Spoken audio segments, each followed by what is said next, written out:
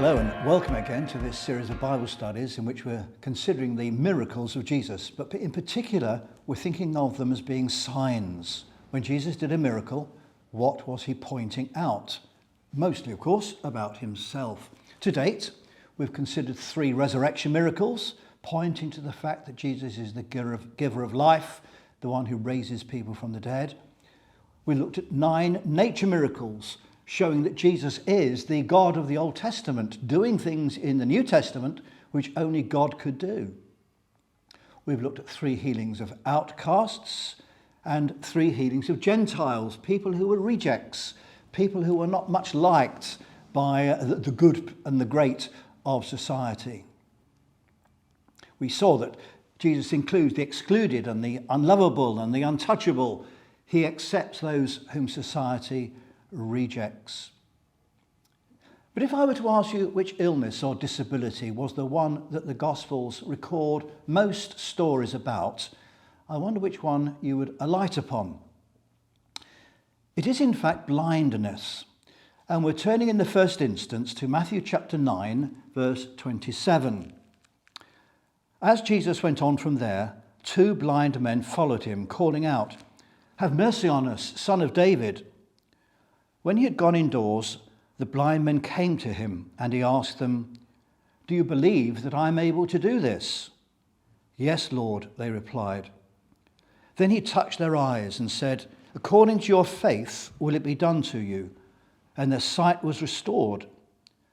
Jesus warned them sternly, "See that no one knows about this." But they went out and spread the news about him all over that region. This story of these 2 blind men is only to be found in Matthew's Gospel. It follows the healing or the raising from the dead of Jairus' daughter. It's very similar to a later story about Bartimaeus, but it is not that story. This is a separate story altogether.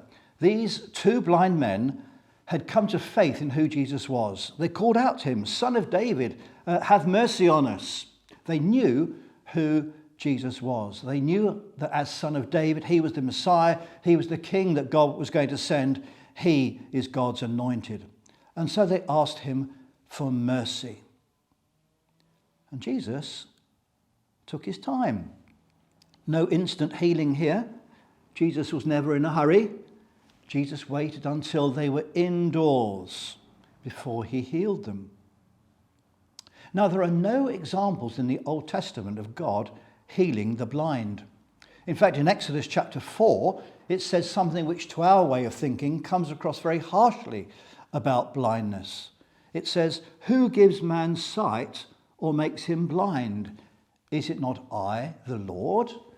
This is because in Hebrew thought, God is sovereign, and therefore whatever happens on this earth, this planet that he made, is under his sovereign control. But here is Jesus, and these men believe that Jesus can do what even God didn't do in Old Testament days. So Jesus asked, "Do you think I can do it?" And they say yes. And he touched their eyes, and their sight was restored. "According to your faith, it will be done to you. You believe in who I am, you believe in what I can do, you will be healed." They had faith in Jesus' mercy. They had faith in Jesus' power. And then the Lord told them to keep quiet about it, partly because he didn't want to be mobbed by the people. He didn't want his ministry overtaken by constant demands upon his healing grace. But also because he wanted to avoid an insurrection. Because if word got about that God's king was here, the Messiah had arrived, then people would jump to conclusions and think that Jesus was going to lead an army to defeat the Romans and then rebuild the temple and make Israel great again. And Jesus wanted to avoid that sort of misunderstanding. In Matthew chapter 20, there is another story of the healing of another 2 blind men. Let me read this one to you. As Jesus and his disciples were leaving Jericho, a large crowd followed him. 2 blind men were sitting by the roadside, and when they heard that Jesus was going by, they shouted, "Lord, Son of David, have mercy on us." The crowd rebuked them and told them to be quiet. But they shouted out all the louder, "Lord, Son of David, have mercy on us." Jesus stopped and called them. "What do you want me to do for you?" he asked. "Lord," they answered, "we want our sight." Jesus had compassion on them and touched their eyes. Immediately they received their sight and followed him. Did you know before this morning that there are two stories of two blind men being healed in Matthew's Gospel? All four of them shouting out, "Lord, Son of David, have mercy on us." Yes, this is blind Bartimaeus. Mark gives us his name. He only tells us about one of the men. Matthew tells us that there are two, but doesn't give us the name of blind Bartimaeus. But why does Matthew keep emphasizing two?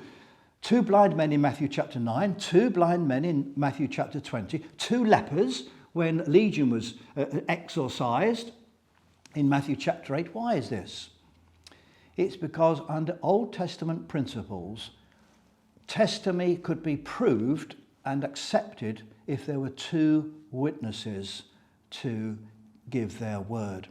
You remember at the state opening of Parliament recently, Her Majesty the Queen wasn't able to get there. She sent two councillors of state, Prince Charles and Prince William. Why two? Because in the old days, if they'd only sent one to represent the king, that representative might have run off the crown jewels or run out off with the policies and set himself up as a rival king. They had to avoid that happening. Of course, in our day, that wouldn't happen, but Her Majesty sent two councillors of his state. And it goes back to these Old Testament principles of two witnesses being required. One of them is blind Bartimaeus. He's blind, therefore he's not allowed in the temple. He and his friend have to earn their living by begging outside Jericho. That was a shrewd choice, wasn't it? Because if pilgrims were travelling from Jericho to Jerusalem for the Passover, which they were, the pilgrims might be more well disposed towards giving to the poor. So Bartimaeus was a begging blind person. But he and his friend were determined to get Jesus' attention. Even though the crowd was saying, "Shut up, go away, don't disturb the master," they were going to get his attention, come what may. Just like the woman with the hemorrhages had done, who made sure that she got to Jesus. It's ironical, isn't it, that no one in the crowd recognized Jesus as Son of David, this messianic title. They called him Jesus. They might have said Lord, meaning sir, but none of them said Son of David. Two blind men who had no physical sight had spiritual insight into who Jesus was, whereas the people with physically good sight had no insight into who Jesus was. But these blind men did. And it says in verse 32, Jesus stopped. Do you know that's unique in the Gospels? It's the only time when we're told that Jesus stopped. He asked them to be specific. What do you want me to do? And of course they wanted their sight. And it says Jesus had compassion and touched their eyes, just as he had touched the eyes of a blind man in John chapter 9. And according to Mark and Luke, he said, "Your faith has healed you," or "Your faith has saved you." Remember, in the original language, the same word can be translated as healed or saved. And 7 times in Matthew, Mark, and Luke, you will read the words, "Your faith has healed you," or "Your faith has saved you."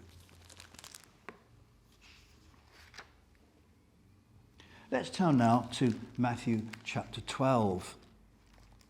Just a brief story. It's in verse 22. Then they brought him a demon-possessed man who was blind and mute. And Jesus healed him so that he could both talk and see. All the people were astonished and said, "Could this be the Son of David?" But when the Pharisees heard this, they said, "It is only by Beelzebub, the prince of demons, that this fellow drives out demons." We're going to see that there are 5 occasions in the New Testament, in the Gospels, where Jesus healed blind people, but 7 people, because as we've seen, 2 blind men, 2 blind men. But only one of these 7 people is is told to have been demonized. We should never ever associate physical illness with demonization unless we have very clear reasons for doing so. Ironically, the Pharisees put Jesus' power to release people from evil spirits down to his receiving authority from the prince of the evil spirits. They thought Jesus was in league with Beelzebub, and this leads to the interaction between Jesus and the Pharisees, where he warns them and he says, you're coming very close to blaspheming against the Holy Spirit, and if you do that, there's no way back to God after that.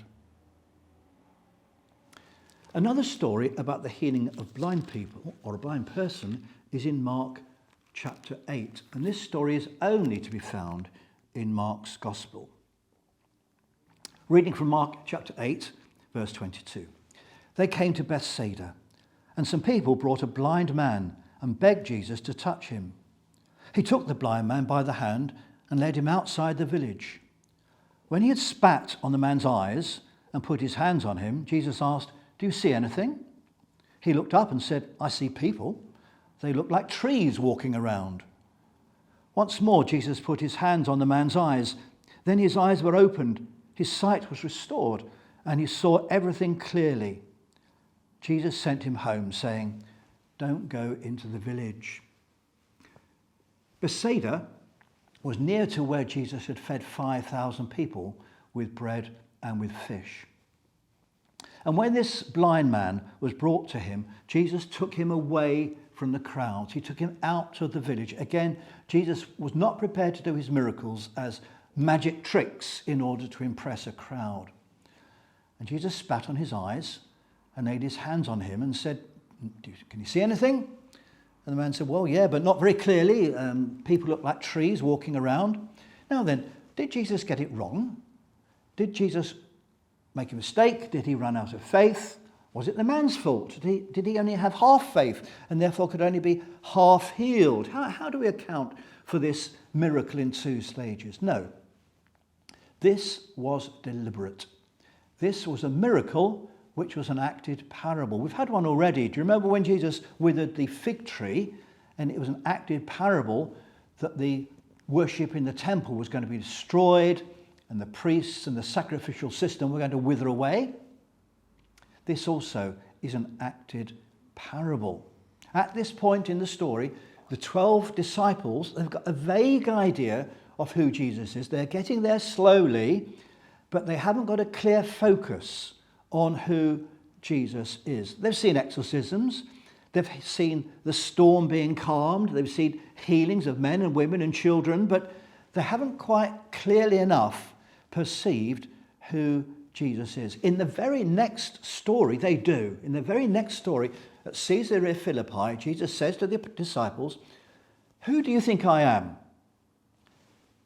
And Simon Peter says, "We think you're the Messiah. We think you're the Son of the living God." Now, Peter misunderstood how Jesus was going to do that job. And in the very next sentence, Jesus told him off. But nevertheless, the penny had dropped. Peter had got it at last. Jesus is the Messiah, the Son of the living God. Their understanding of Jesus was gradual. It was unfocused, and then at Caesarea Philippi, it became clearly focused. So Jesus performed this miracle in two stages as an acted parable to show that the disciples were coming gradually in stages to see clearly who he was. Let's turn now to the most famous story of the healing of a blind man, which is in John's Gospel, chapter 9. It's a long account. I'm going to read the first part of it to you. As Jesus went along, he saw a man blind from birth. His disciples asked him, "Rabbi, who sinned, this man or his parents, that he was born blind?" "Neither this man nor his parents sinned," said Jesus, "but this happened so that the work of God might be displayed in his life. As long as it is day, we must do the work of him who sent me. Night is coming when no one can work. While I am in the world, I am the light of the world." Having said this, he spat on the ground, made some mud with the saliva, and put it on the man's eyes. Go, he told him, wash in the pool of Siloam. This word means sent. So the man went and washed and came home seeing. His neighbours and those who had formerly seen him begging asked, "Isn't this the same man who used to sit and beg?" Some claimed that he was. Others said, "No, he only looks like him." But he himself insisted, "I am the man." "How then were your eyes opened?" they demanded. He replied, "The man they call Jesus made some mud and put it on my eyes. He told me to go to Siloam and washed. So I went and washed, and then I could see." "Where is this man?" they asked him. "I don't know," he said. Now in chapter 8, Jesus had already called himself the light of the world. But the authorities had turned on him. They'd insulted him. They'd accused him of being a Samaritan. And then in chapter 8, they'd accused him of being demon-possessed. And so at the end of chapter 8, Jesus had made one of his greatest claims of all. He said, "I tell you the truth, before Abraham was born, I am." Jesus had used the very name of God of himself, identifying himself with the Yahweh of the Old Testament. No wonder the Pharisees were getting angrier and angrier. Now in chapter 9, we're told 7 times that this man was born blind. And the rabbis had a saying, it went like this: there is no death without sin, and there is no suffering without iniquity. So whose fault was it that this man was born blind? Had he done something in the womb to offend God? Or was it something his parents or grandparents had done? Some kind of generational sin that had come down to his body? Jesus said, no one's fault. But God's going to use this man for his glory. And then Jesus made some mud from his own saliva, and from his own saliva, turned it into mud and caked it on the man's eyes. Told him to go to wash at Siloam, which was part of the water system which King Hezekiah had built for Jerusalem in Old Testament times. Notice, there was no request from the man for healing. No statement of faith. He didn't cry out, "Have mercy on me, son of David." He had no expectation that anything was going to happen. He just went and washed his eyes, probably because the grit was getting in them. Jesus often used means to encourage people's faith. He spat on eyes. He put mud on eyes. He touched people. He laid hands on them. This man is doubly blind. Physically he's blind, but also spiritually. He has no concept of who Jesus is. But nevertheless, Jesus chooses to heal him. But the key thing in verse 14, it happened on the Sabbath day. Oh dear, oh dear, oh dear. Offence to the Pharisees yet again.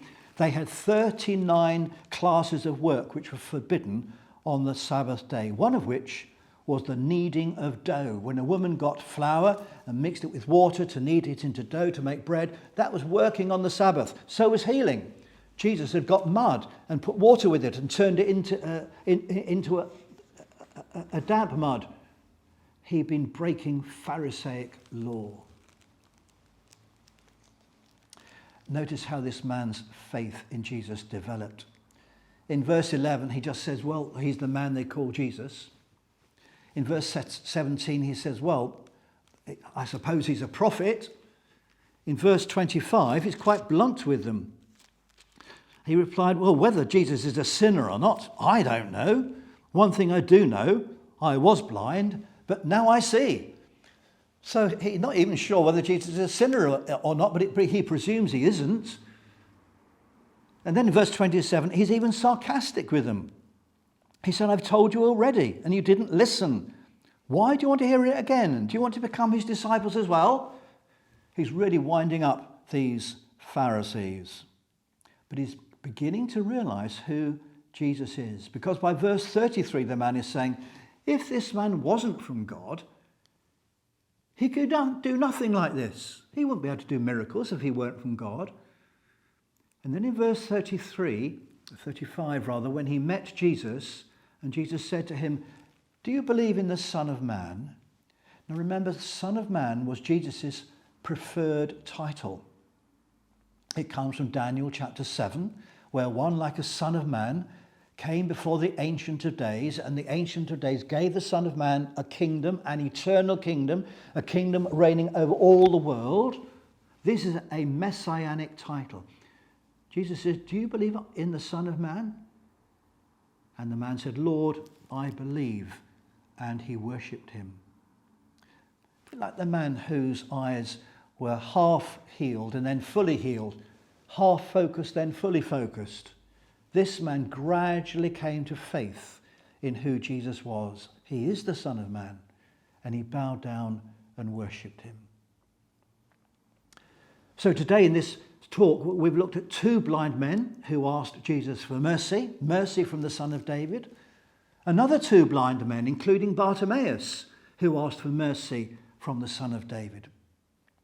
We've come across a demonized man who was both mute and blind, who was set free by Jesus. We've read about a man who was deliberately healed by Jesus in two stages as a miracle parable. And then we came across this man who was born blind, who came to faith gradually, but by the end of the story recognizes who Jesus is. 5 stories, 7 men. What is it that they are pointing out about Jesus? What are they signing us towards? They point us towards the mercy of Jesus, the compassion of Jesus, the power of Jesus, the authority of Jesus over demons. They're pointing out the fact that Jesus is the light of the world. In the Old Testament prophets, Isaiah had said, in that day, the eyes of the blind will see. Chapter 35, then all the eyes of the blind will be opened. Jesus was doing what Old Testament prophets had said only the Messiah would do. That's why Jesus healed blind people, 7 people on 5 occasions. He was demonstrating the fact that he is the light of the world. He is the fulfillment in himself of the messianic prophecies of Isaiah and of others.